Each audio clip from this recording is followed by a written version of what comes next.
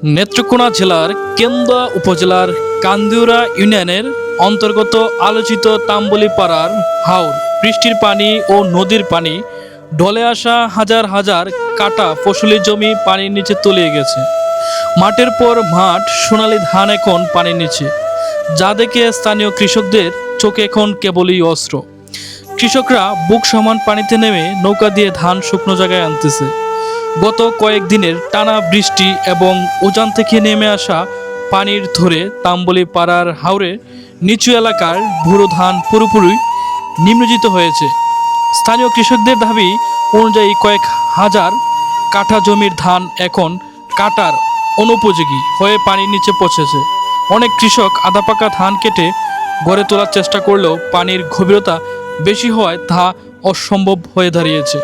দর্শক, এই মুহূর্তে আমরা রয়েছি নেত্রকোনা জেলার কেন্দুয়া উপজেলার কান্দিউরা ইউনিয়নের প্রত্যন্ত গ্রামে। দর্শক, আপনারা জানেন আমাদের নেত্রকোনা জেলার কেন্দুয়া উপজেলার প্রায় যে ফসলের জমি রয়েছে, এই ফসলের জমি পানির নিচে তলিয়ে গেছে। এই কান্দিউরা ইউনিয়নেও প্রায় জমি তলিয়ে গেছে। দর্শক, আমরা কথা বলার চেষ্টা করব এখানকার স্থানীয় কৃষকের সাথে, সে সাথে আমাদের এই কান্দিউরা ইউনিয়নের তাম্বলি পাড়াটা একটু ঘুরে দেখব। চলুন দর্শক, এখানকার কৃষকের সাথে কথা বলা যায়।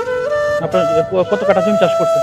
আমরা এটা চাষ করতে আমরা বেহের 10 আরা। আচ্ছা, এখন আপনি কত কাঠা জমি চাষ করে যে শুকনো জায়গায় আনতে পারছেন, কতটুকু কাটতে পারছেন? ওগুলো আরা নিকেতে রাখছি। হ্যাঁ, আপনারা লক্ষ্য করছেন যে নৌকা দিয়েই কৃষকরা বেশি পরিমাণ ধান উঠাচ্ছে এবং অনেক জায়গায় দেখা যাচ্ছে যে কলা গাছের যে বেলা তৈরি করে এরা ধান কাটতেছে, কেউ বুক পানিতে, কেউ কোমর পানিতে। এর নিচে সুযোগ নাই, এভাবেই এরা আনতেছে ধান এনে।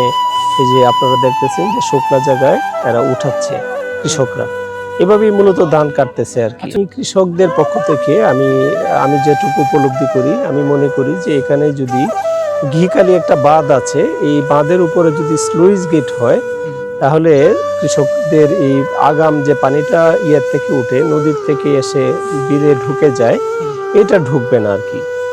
15টার মধ্যে হাঁস কাটা হানির তলে রয়েছে, 10 কাটা আনছি হানির তলে, হাঁস কাটা রয়েছে। ধানগুলা তো এবার কষ্ট হয়ে যায়, ও তাদের হানির মধ্যে কাটতে কোমর হানি, গলা হানি। দর্শক, এই ছিল আমাদের কেন্দুয়া উপজেলার কান্দিউরা ইউনিয়নের হাওরের বর্তমান চিত্র এবং সর্বশেষ তথ্য। ধন্যবাদ সবাইকে।